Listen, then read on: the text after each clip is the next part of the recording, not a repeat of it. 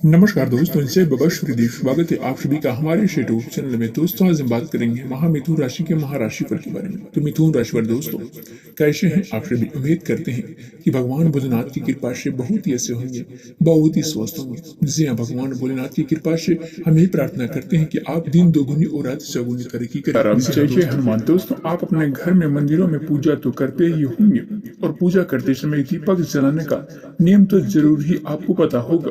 जिस दीपक को आप भगवान का नाम लेकर जलाते हैं वो दीपक कहीं कुछ गलत संकेत तो नहीं दे रहे हैं आपको दीपक की बाती पूरी जल जाती है या फिर उसमें घी या अधजली बाती रह जाती है। तो दोस्तों, वो कहीं आपके दीपक की बाती पर फूल तो नहीं बनता है। तो दोस्तों, दीपक की और बाती पर फूल बन जाने का क्या मतलब होता है?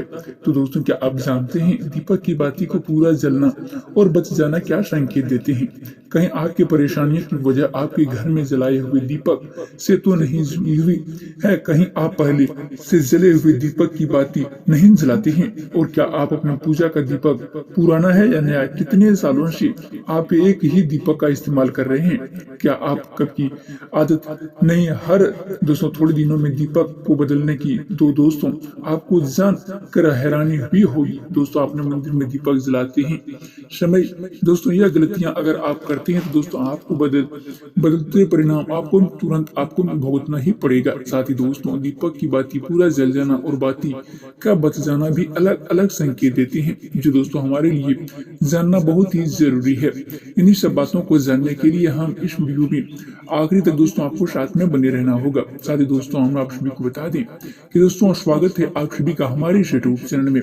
दोस्तों, आगे बढ़ने से पहले वीडियो को एक प्यारा सा लाइक अवश्य कर दीजिएगा। साथ ही दोस्तों, चैनल को सब्सक्राइब कर दें ताकि दोस्तों बाबा बागेश्वर धाम बालाजी की कृपा आप सभी को सदैव बनी रही। तो दोस्तों, जहां अब आप सभी पूजा करते हैं दोस्तों, तो हमारे दीपक कभी कभी अचानक से बुझ जाते हैं और कभी कभी ऐसा भी होता है कि दोस्तों हमारी पूजा पूरी होने के बाद भी हम उस दीपक को दोस्तों भगवान के सामने जलाते हुए छोड़ देते हैं, लेकिन कुछ समय बाद वह खुद ही खुद बुझ जाते हैं। तो दोस्तों, उनमें से अधजली बाती पर भी घी बचा रह जाता है और दोस्तों कभी कभी हमारा दीपक पूरा जल जाता है और दोस्तों उसमें फूल भी बन जाते हैं। तो दोस्तों, इसका अलग अलग नकारात्मक और सकारात्मक परिणाम होते हैं। तो दोस्तों, सबसे पहले यह जानते हैं कि अगर हमारे दीपक में फूल बन रहा है तो दोस्तों इसका सीधा मतलब है कि दोस्तों भगवान ने हमारी पूजा प्रार्थना को स्वीकार कर लिया है। साथ ही दोस्तों, हमारी पूजा से प्रसन्न है और दोस्तों इनका संकेत यह बाती से बने फूल का माध्यम से देते हैं। अगर दोस्तों हमारे घर में दिव्य शक्तियां मौजूद है तो दोस्तों हमारे साथ वह भी ईश्वर की पूजा में अपना ध्यान लगा देते हैं। साथ ही दोस्तों, अपने दीपक की बाती में एक से ज्यादा फूल बनते हैं तो दोस्तों कभी कभी तो साक्षात किसी देवी देवताओं के रूप भी दिखाई देने लगते हैं। साथ ही दोस्तों, अगर आपके दीपक में फूल बनता है तो दोस्तों आपको सच में बहुत ही भाग्यशाली है।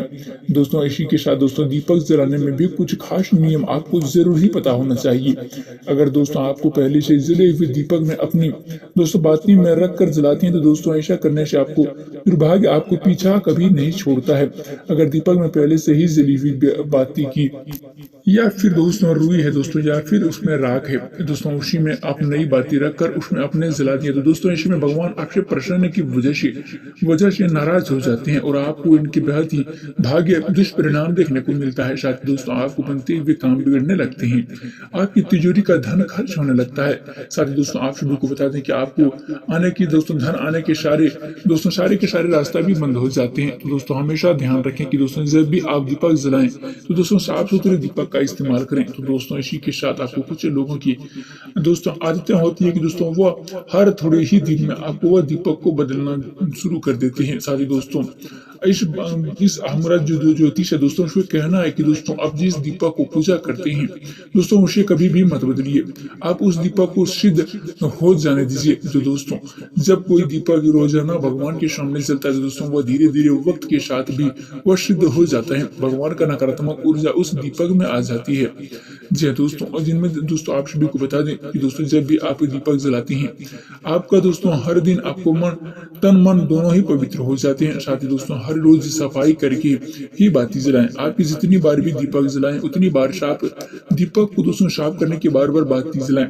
लेकिन दोस्तों अगर आप गलती से भी दोस्तों उस दीपक में दोस्तों साफ के बदले बदलते हैं तो दोस्तों उसकी तरफ से आपको तरक्की में भी रुकावटें आ सकती है। साथ ही दोस्तों ज्योतिषी का कहना है कि दोस्तों अपने दीपक में कभी भी मत बदलिएगा।